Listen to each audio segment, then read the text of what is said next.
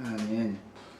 예, 아브라함에게 전하신 복음의 말씀, 맹세의 언약을 역사상에 이루어 가시는 하나님의 일하심을 오늘 창세기 45장 말씀을 통해서 나누고자 합니다. 하나님께서 믿음의 그 신비를 성경으로 계시하고 계신데, 아브라함이 믿음받은 하나님은 사람과 맹세로 약속을 체결을 하시고 그 약속을 시간 가운데 반드시 실현해서 역사상에 이루는 하나님인 것이 분명하게 믿어질 수 있도록 오늘 믿음의 말씀, 구원의 말씀을 또 밝혀주시기를 주의 이름으로 기도합니다. 아멘. 아멘. 오늘 우리가 읽은 이 말씀을 16절 이하에서 나눌 건데 8절부터 소급해서 읽었었던 것은 분명히 흐름에 대한 이해가 필요하겠다 싶어서 읽은 거예요.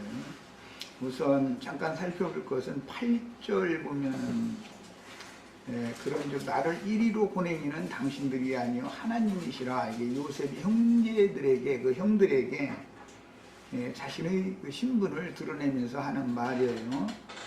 그 다음에 나를 바로에게 아버지로 삼으시고 그 온 집의 주로 삼으시며, 그래서 거기는 이렇게 표시를 해놓습니다. 세 가지가 중점으로 나왔어요. 바로에게 요셉을 아버지로 삼으셨고 그 온 집의 주로 삼으셨으며 온 땅의 통치자로 삼으셨다. 이 세 가지. 요셉의 현재의 신분이 세 가지로 이렇게 크게 대표돼서 나왔어요. 바로의 아버지, 그러면 이상하죠? 문자대로 하자면, 이 아버지라는 용어는 이제 그 히브리어 단어의 1번, 첫 번째 나오는 단어사전, 그 아브라는 이 용어는 이제 조상, 선조, 아버지, 문자대로는 그런 뜻이지만, 히브리인들의 개념에서는 하나님께 감동된 사람, 또는 가장 존경할 만한 사람, 아버지에 대한 히브리인들의 의식이 그런 거예요. 개념상 바로의 아버지를 삼았다라는 말은 요셉이 하나님께 감동을 받은 사람, 하나님의 감동을 받은 사람, 신적 계시를 가지고 있는 사람, 그런 뜻이에요. 엘리야와 엘리사 이야기 보면 엘리사가 엘리야 그 스승 보고 내 아버지요 내 아버지요 이렇게 부르죠. 그 다음에 아합의 그 손자인 요람이라고 하는 사람이 엘리사 때 아람의 침략을 당했을 때 엘리사를 만나가지고 내 아버지요 내가 치리까, 이렇게 엘리사 보고 아버지라고 부르죠. 왕이, 이스라엘 왕이. 그런 경우를 이제 성경에서 볼 수 있어요. 이스라엘 사람들이 아버지라고 하는 개념은 자기 인생에서 지대한 자기 인생길을 지도하고 영향을 미치는 구원이자 그런 개념이다. 문자대로는 선조 조상, 이제 그런 뜻이지만 히브리인들의 신앙세계에서는 자기의 인생에서 뭔가 획기적인 정신적인 어떤 지주 역할을 해주는 사람을 일러서 아버지라고 부릅니다. 그런 개념에서 이제 신약 성경에 보면 베드로의 아들이 마가 요한이죠. 그런데 육신적인 아들이 아니죠. 디모데의 아버지는 바울이에요. 그런데 바울이 육신적으로 디모데를 낳은 것이 아니죠. 사도 요한이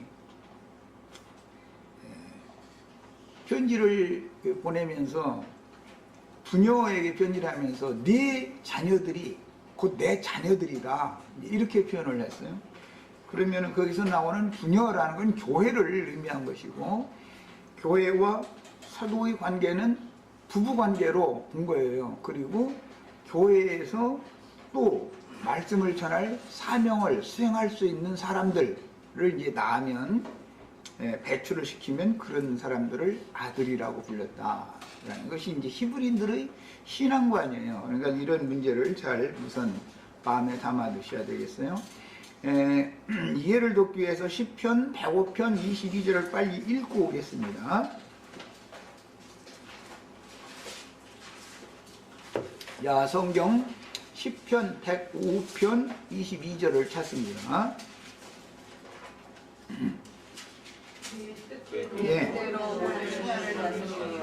그의 뜻대로라는 것은 요셉이 하나님께 계시받은 대로, 요셉의 뜻대로 하나님께 계시를 받아가지고 바로 왕에게 허락을 받았어요. 온 애국의 총리로서 풍년 7년 동안에 세를 받아가지고, 공물을 세를 받아가지고 곡식 창고들에게 적치해놓고, 그 다음에 흉년이 곧 닥칠 거니까 그때 곡식 창고를 열어서 생명양식을 나눠주는 일을 요셉의 뜻대로 했다는 말이에요. 자, 더 읽어나갑니다. 그의 지혜로, 요셉의 받은 지혜라고 그랬는데, 이 지혜는 하나님의 신적 계시를 말하는 거예요. 이제 신약에서 지혜와 계시의 영을 우리가 받아야 된다는 말이 나오죠. 예수님이 태어나서 12살 때까지 자라는 모습을 누가복음에 설명을 할 때 보면 지혜와 키가 자랐다 이렇게 기록이 되어 있죠. 그 지혜라는 말이 신의 빛이다라는 말이에요. 하나님은 빛이시죠? 네. 이게 그 빛이 인간에게 임하고 관계성을 맺는 상태는 지혜를 받았다, 그렇게 말한단 말이에요. 그것은 하나님의 지혜는 고린도전서에 보면 그리스도다 이렇게 되어 있죠. 그러니까 하나님의 빛, 하나님의 지혜, 지식 깨닫게 해주는 그 신을 요셉이 받았기 때문에 그 지혜로, 신적 계시로 애굽을 총리한 거예요. 이제 오늘 우리 형제 자매님들도 세상 지혜와 지식이 있고 신적 지혜와 지식이라는 것이 있다. 신의 계시가 필요하다. 예, 그런 걸 이해를 하셔야 되겠어요. 자, 더 읽어 나갑니다.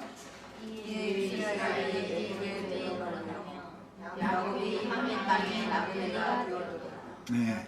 자, 요셉의 일생을 요약해서 그렇게 애굽에서 영화를 누린 이야기, 바로 앞에서 온 애굽의 주와 그 다음에 통치자로, 그 다음에 바로의 아버지로 이렇게 하나님이 세워놓으신 것.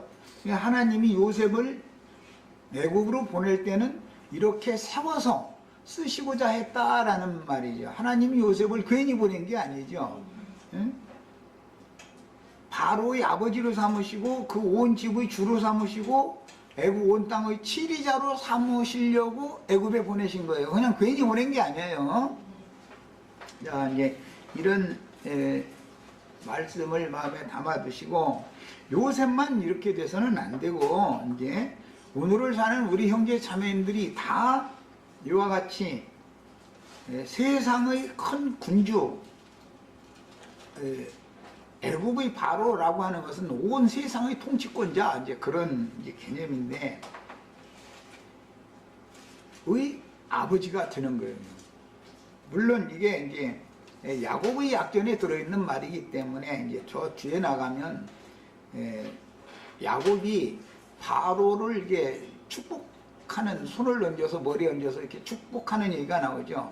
그럼 실제로는 야곱이 하나님의 관점에서 보면 더 큰 자죠. 큰 자가 복빌을 받는 자는 당연히 큰 자에게 작은 자가 복빌을 받는 거니까, 이제 요셉도 이와 같이 바로보다 하나님의 관점으로 볼 때는 더 큰 자로 하나님이 세워놨다 그런 말이에요 지금.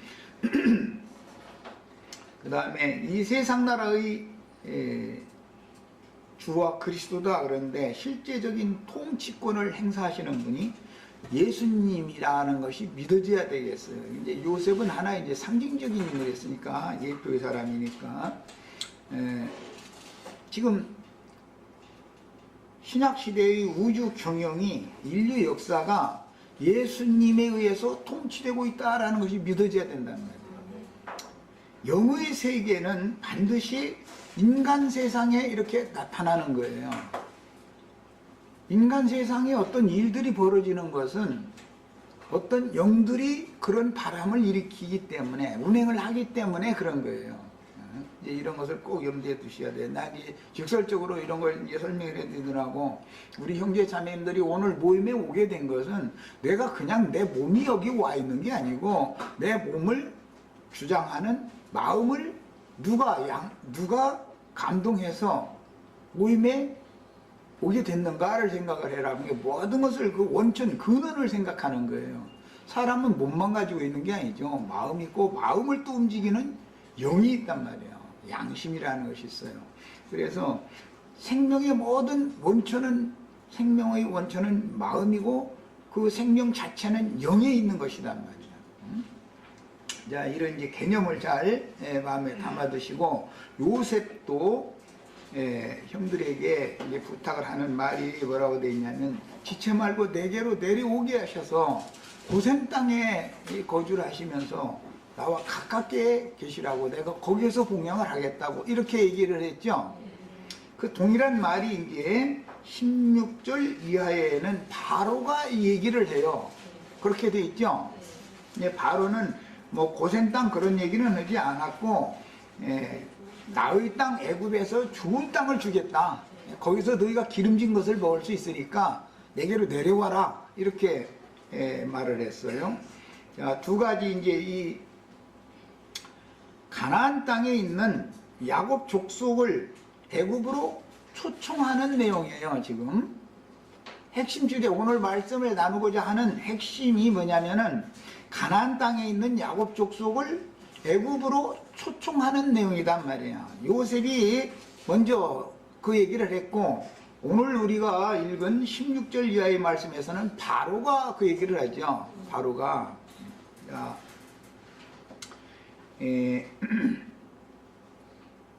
우리는 이제 성경을 보는 관점을 늘 나는 신적 계시를 통해서 지혜와 계시의 신이 임해가지고 성경을 읽어야 된다. 자꾸 이제 그런 얘기를 하는데, 이 문제를 이해하기 위해서는 창세기 15장 하나님의 언약을 먼저 생각하셔야 돼요. 여호와께서 아브라함에게 언약을 맺으셨죠. 원래는 하란 땅에서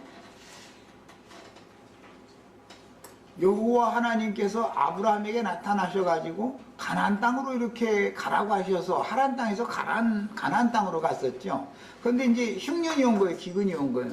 지금 이제 손자 때 또 흉년이 또 온 거예요. 지금 야곱 때, 이삭 때도 흉년이 왔었죠. 그래서 가나안 땅에 갔더니 흉년이 와서 사례와 함께 애굽에 내려갔다가 올라온 적이 있었죠. 그 후로 여호와 하나님께서 아브라함에게 나타나셔가지고 언약을 체결을 했어요. 언약을 창세기 15장에 보면 네 후손 4대 만에 다시 이 가나안 땅으로 올라올 건데, 일단은 네 후손이 애굽에 내려가서 거기서 생육하고 번성해가지고 큰 무리가 되어져가지고 나면 너를 다시, 네 후손을 다시 가나안 땅으로 내가 인도를 해서 그 땅을 기업으로 주겠다. 그게 약속이었었어요. 그 언약이죠.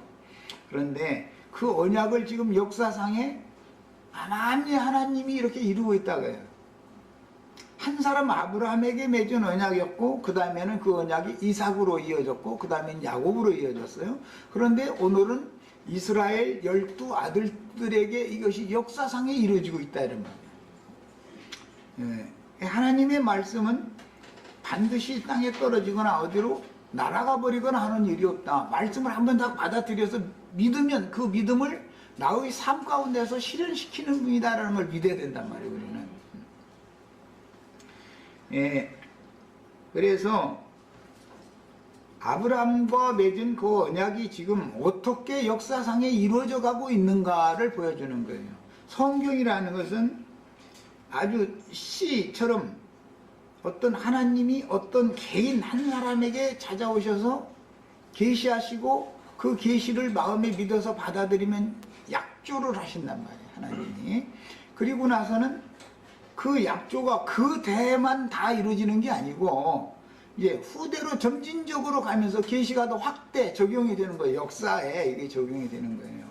결국은 이스라엘 12지파는 최후로는 이스라엘 나라가 되죠. 이스라엘 나라가 돼요. 그러니까 이스라엘 나라를 어떻게 세상에 세울 것인가를 지금 계시를 점진적으로 확대해 나가고 있는 중이다. 하나님이 이 일을 다 이루시는 분이다. 그 말이에요. 이런 것이 믿어지셔야 돼요. 우리 형제 자매들이 말씀을 받으면 나의 인생에서 이룰 일은 여전히 또 그렇게 일을 하셔요. 다음 세대에 가서 이룰 일은 또 그 여전히 그렇게 하셔요. 언제까지 하나님의 이 아브라함과 맺은 약속, 이제 갈라디아서에는 아브라함에게 전하신 복음이라고 그랬는데 하나님의 약속이 곧 복된 소식이죠. 네가 내 말을 믿기만 한다면, 받아들이기만 한다면 나는 너에게 이렇게 복을 주겠다라는 거니까 약속이라는 게 결론적으로는. 그래서 이제 이 양면을 언제나 영적인 내용을, 하나님의 말씀을 받아들일 때 영적인 내용을 깨닫고 영으로 깨닫고 마음에 믿는 문제와 그 믿은 바를 하나님이 이루신다라고 하는 이 두 문제를 꼭 생각을 하셔야 돼요. 영지주의자들은 하나님이 역사상에 현실적으로 이루는 문제는 부정하지요. 영적인 것만 이게 막 신령한 체하고 그런 것이 그게 치우친 것이다 그래요. 엉뚱한 데로 빠지는 것이죠. 또 세상 교계에서는 인간사에서 일어나는 이것만 몰두하고 그 내면 속에 있는 어떤 영의 역사에 대해서는 무지하지요. 그 양면을 균형을 잡아야 정확한 신앙이단 말이에요. 이게. 먼저는 영적인 빛을 주시고 그 다음에 그 깨달음대로, 그 사람이 깨달은 대로 하나님의 형상이신 그리스도 형상과 모양을 만들어 놓는단 말이에요. 그 사람을. 그 만들어진 사람들의 충만한 수가 채워지면 그분이 나라가 되는 거예요. 그리고 그 나라를 각자의 유업으로 주는 얘기예요. 이것이 성경 이제 구속사예요. 자, 이제는 자료 말씀으로 들어갑니다.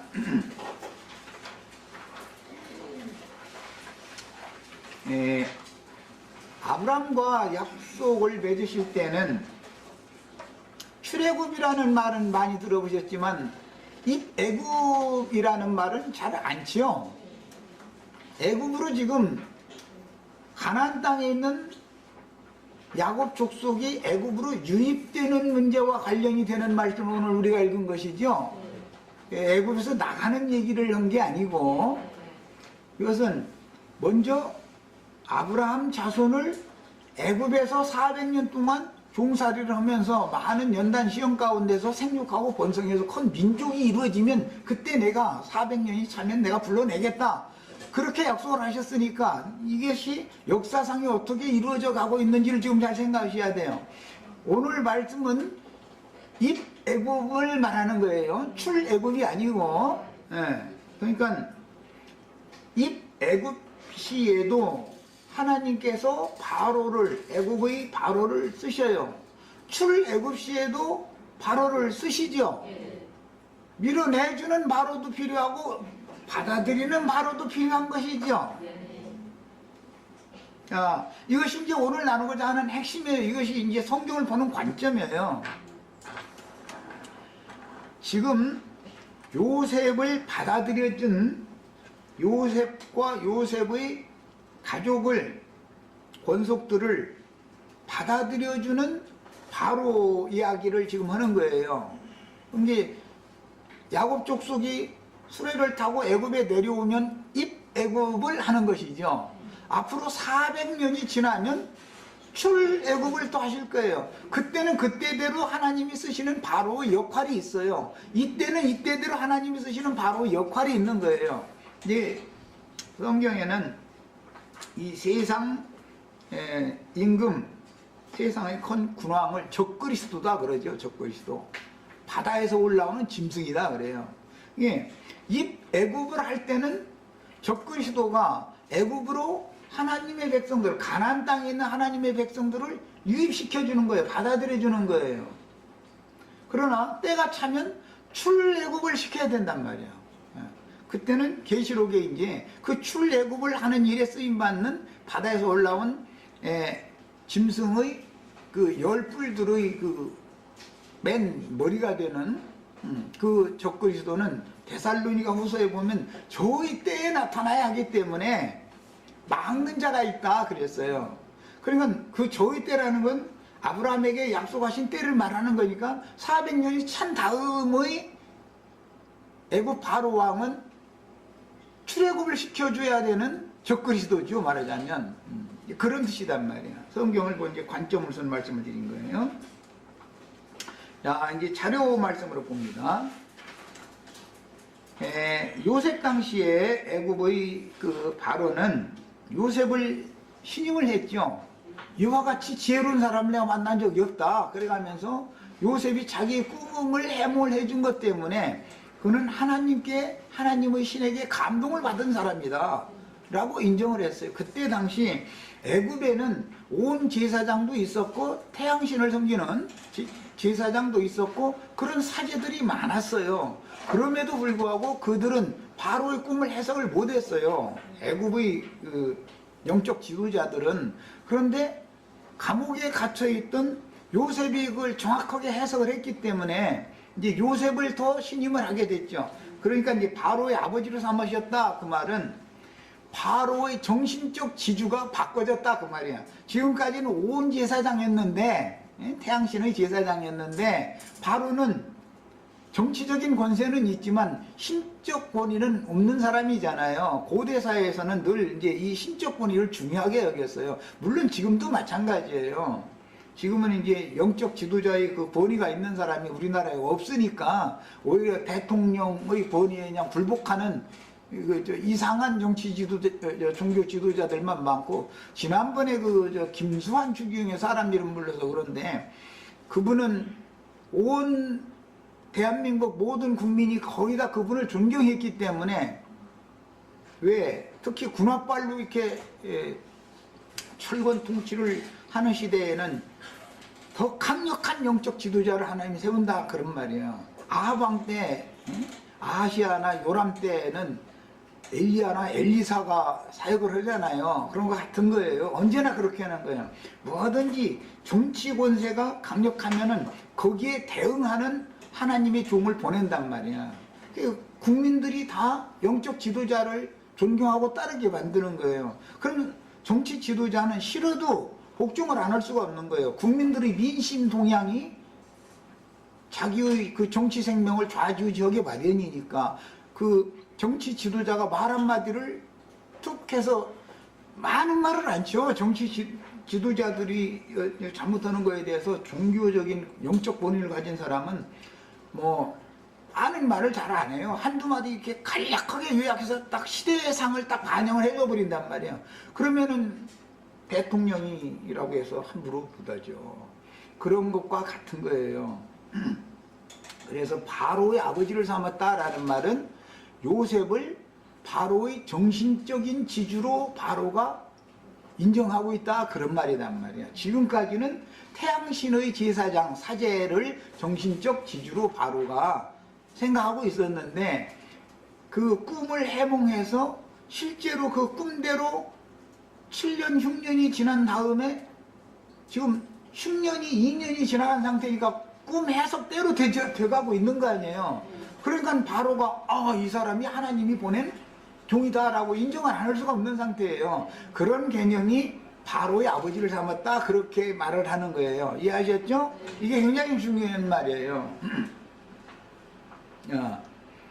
그래서 이제 요셉 당시의 바로는 요셉을 신임할 수밖에 없었어요. 하나님이 그렇게 바로의 마음을 요셉을 정신적 지주로 삼도록, 그리고 요셉이 하는 모든 말이나 요셉이 통치하는 것에 대해서 맡기면 틀림없이 잘할 사람이라고 믿을 수밖에 없도록 그 마음을 주장을 하는 것이죠. 하나님이 지금. 자, 그래서 요셉의 형들이 애굽에 왔다는 이제 소문이 들렸어요. 지난번에 우리 읽을 때 보면 요셉이 막 그 자기 집에서 큰 소리를 울었더니 막 저 바로 공회까지 들렸다 이랬는데 목소리 요셉의 집 보고 바로 궁하고 막 목소리로 그렇게 직접 들린 게 아니고 소문이 들어간 거다. 이제 그때 그 얘기 내가 했었어요. 예. 전도라는 건 사실은 소문 퍼뜨리는 거죠. 전도라는 게 다른 게 아니에요. 소문 퍼뜨리는 거예요, 소문. 장사도 어떤 아무리 좋은 물건이 있어도 입으로 장사가 되는 것은 100%예요, 그거는. 입으로 이게 어느 집이 맛있어, 음식이. 그래가지고서 소문이 퍼져가지고는 하면은 그건 100% 맛있었어요. 그런데 선전을 그 집 자체에서 우리 집 음식이 이렇게 맛있다고 백날 선전해도 때가 됐는데 차가 한 대도 없어. 그러면 그거는 다 소용없는 짓이에요. 그건 신임할 수 없는 거야.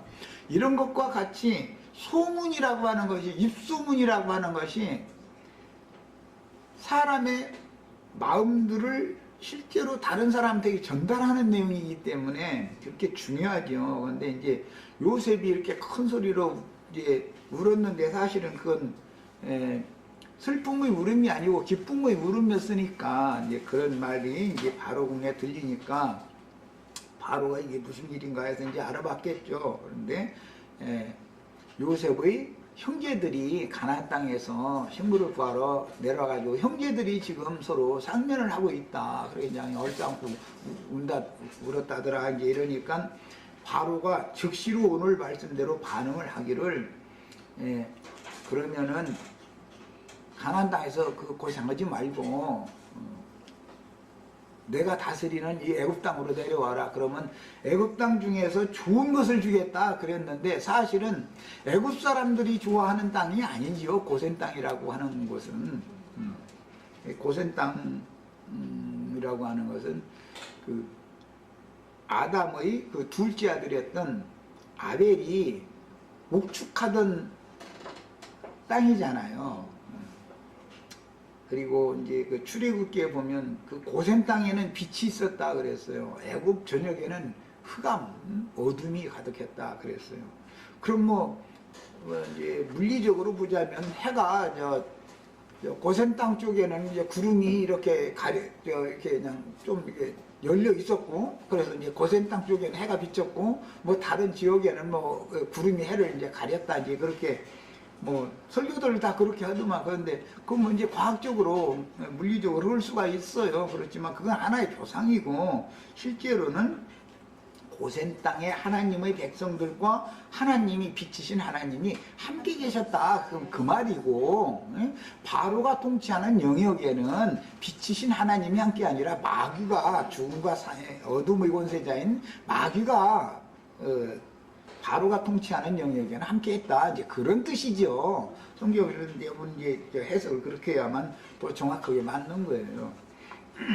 하나님은 빛이기 때문에 하나님은 자기 백성들이 어느 곳에 있어도 가나안 땅에 있을 때는 야곱 족속과 함께 계시고, 야곱 족속이 애굽으로 내려오면 애굽에 거하는 그곳에 하나님의 임재가 있다 그 말이죠. 빛이신 하나님이. 그 빛이신 하나님이 임재가 있다는 것이 요셉이 받았던 지혜단 말이에요.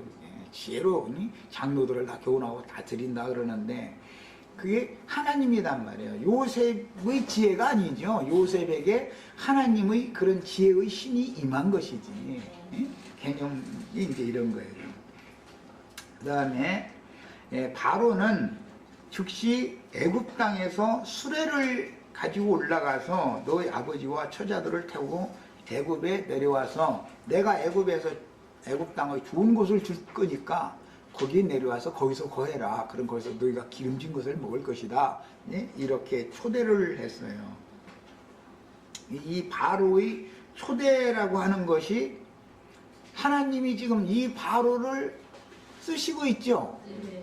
아브라함과 약속한 약속을 이루어야 되니까 바로가 초대를 해주지 않으면 네 후손이, 아브라함에게 말씀하실 때 네 후손이 애굽으로 내려가서 400년 동안 생육 번성한 다음에 내가 다시 또 불러내겠다 그랬는데, 그렇게 하려면 일단 애굽으로 내려갈 수 있는 문이 열려야 되잖아요. 그러니까 그때의 바로는 하나님이 또 이렇게 쓰신다 그런 말이에요 지금. 우리는 이제 교회사를 보면은 예루살렘과 유대와 사마리아와 땅끝까지 복음이 전파된다 그러는데, 땅끝까지 복음이 전파되기 위해서는 그 초대교회 시대의 세상 나라의 중심지가 로마라고 하는 제국이었고 로마라는 도시였기 때문에 로마를 복음화시켜야 되는 거예요, 먼저. 그래서 주님이 세운 교회는 처음에는 박해를 많이 받았었죠. 주님이 세운 교회는 로마가 박해했잖아요. 예수님도 죽였고 사도들도 죽이고 하는 일에 일조를 하게 됐기 때문에. 그러나 콘스탄티누스라고 하는 로마의 황제 때 기독교를 로마의 국교로 이렇게 제정하게 되죠. 그래가지고 로마라고 하는 큰 제국 안으로 기독교를 유입시킨단 말이야. 그런 것을 상징한다 이런 말이야 지금. 예표죠. 이제 구약 성경이나 모든 성경이 나오는 것은 앞에 어떤 모형 그림자가 있었기 때문에 역사상에 그렇게 실현이 되는 거예요.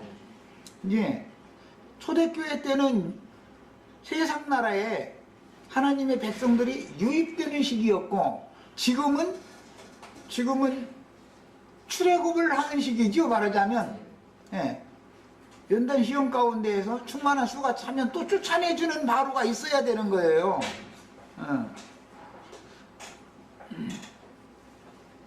계속 자기 종을 실제로는 유입을 시킬 때는 자기의 권세하에 하나님의 백성들도 자기의 권세하에 두려고 그러는 것이지, 뭐 하나님의 백성들을 위해서 뭐 그냥 그 영적인 좋은 것을 주고 그럴 수 있는 사람이 아니죠. 애굽의 통치자니까.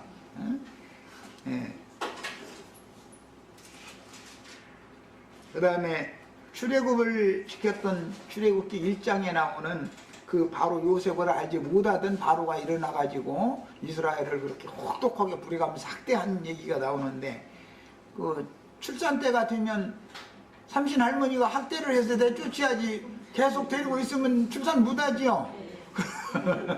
그런 것과 같은 이치다 이런 말이야.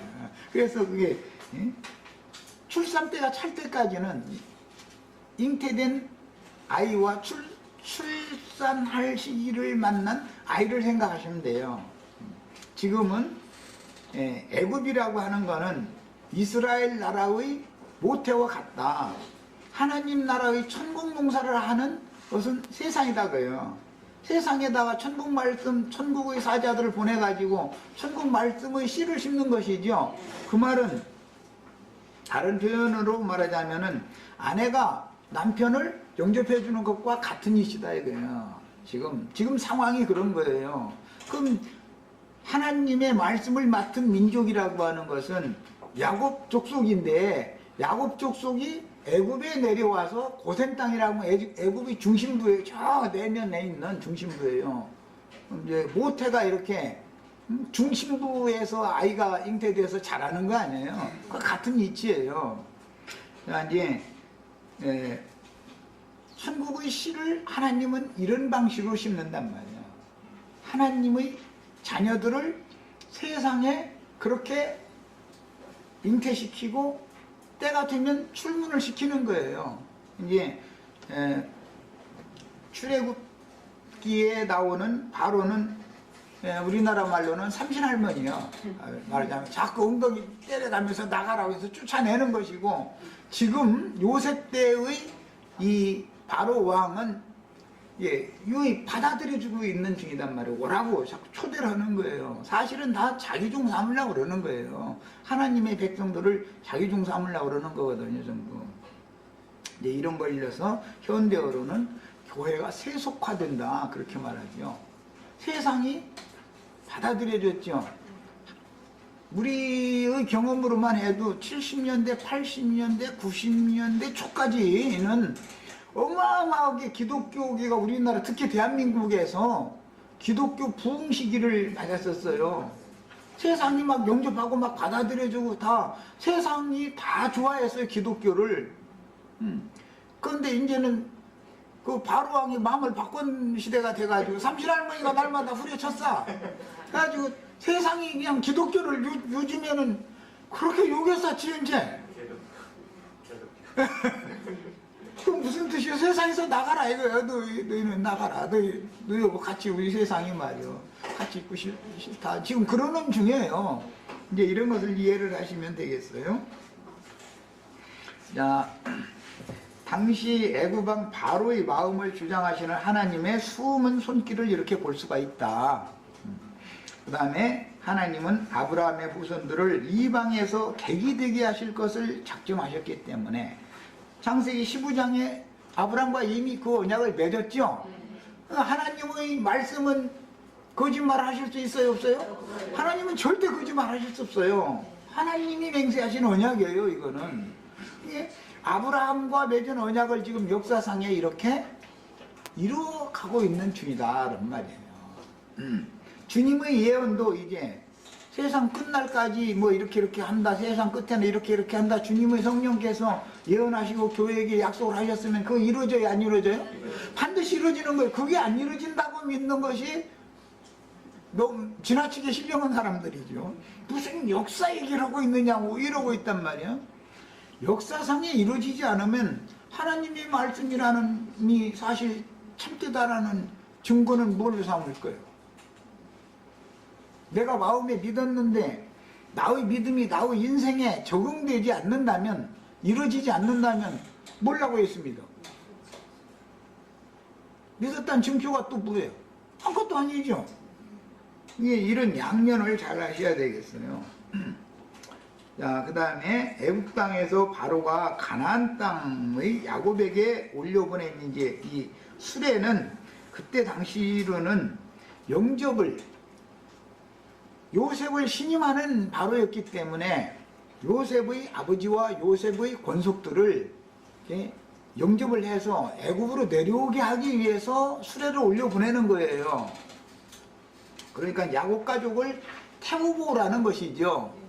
이것은 이제 뭘 생각해야 되냐면은 이삭을 장가드릴 때 엘리에셀이라고 하는 다메섹에서 얻은 종에게 약대 10필에다가 아브라함 집에 있는 모든 좋은 것들을 잔뜩 선물로 실려서 보내죠. 나홀성으로, 하란성으로. 그래가지고 거기 가서 리브가를 만나서 리브가 집에다가 선물을 잔뜩 쏟아부어 놓는 거예요. 그러면 딸 내놔 그러는 사람이 맨입으로 가가지고서 당신 딸 데려왔다 그러면 줘요? 나도 내 딸 시집 보내봤지만 뭔가 그쪽에서 오는 것이 있어야 그 마음이 동하지. 근데 이제 이런 것이 이제 또 우리나라 같은 경우는 이제 시대가 약하다 보니까 아들 장가 보내려면 딸 가진 집에서 무엇을 몸값을 막 지나치게 요구를 해가지고 장가 들려면 청년들 허리 휘어져. 그런데 그렇게 하지 말아야죠. 그러면 쓰겠어. 그래서 이제 무하르 율법의 셈족의 규례가 이렇게 유전돼서 그러는데, 거기다 대고 또 이제 아랍 족속들처럼 이제는 남자가 원래 내야 되는 건데, 이게 어떻게 뒤집어져 가지고 여자 보고 남자집으로 가지고 오라고 그래. 그러다 보니까 시집 가려면 아주 처녀들도 허리 휘어져. 그러니까 이 결혼 아예 못 낳는다고 살 게 아니라 그런 나쁜 제도를 혁파해 버려야죠. 양가 부모님이 서로 힘을 합쳐서 아이들 살 수 있는, 살림할 수 있는 집이라도 이렇게 좀 장만을 해준다. 집 장만까지 못 해주게 되면 전세라도 좀 얻어주고 그렇게를 하는 쪽으로 쓰려고 그런다 몰라. 그런데 왜 그렇게 쓸데없는 혼수품 오고가고 하는 것이 과해가지고, 옛날에 요술점 소리가 또 나오네. 의사한테 시집을 가려면 열쇠가 3개 있어야 된다느니 4개 있어야 된다느니. 회사면 그러면 열쇠 없어서 아파트 열쇠 있어야 된다지, 자동차 열쇠 있어야 된다지, 또 무슨 은행 금고 열쇠가 있어야 된다고 이랬어. 아니면 이거 누가 시집을 가? 그러니 인구가 줄어들 수밖에. 혼인하는 날짜가 자꾸 멀어지면은 인구가 줄어드는 건 뻔한 것인데, 어떻게든 이제 불필요한 얘기까지 갔는데 이처럼 수레를 빈 수레로 올려보내지는 않을 거 아니야. 거기에 애굽의 특산품 좋은 걸 잔뜩 실어다 주고 그 다음에 또 내려올 때는 너희 기구 그 가나안 땅에서 쓰던 기구 아끼지 말고 다 그냥 버려버리고 그냥 오라는 거예요. 그냥 오면 애굽에 좋은 건 내가 여기서 다 준비해 주겠다 이랬죠. 자 이제 일단은 여기까지 해서 첫 시간 마칩니다.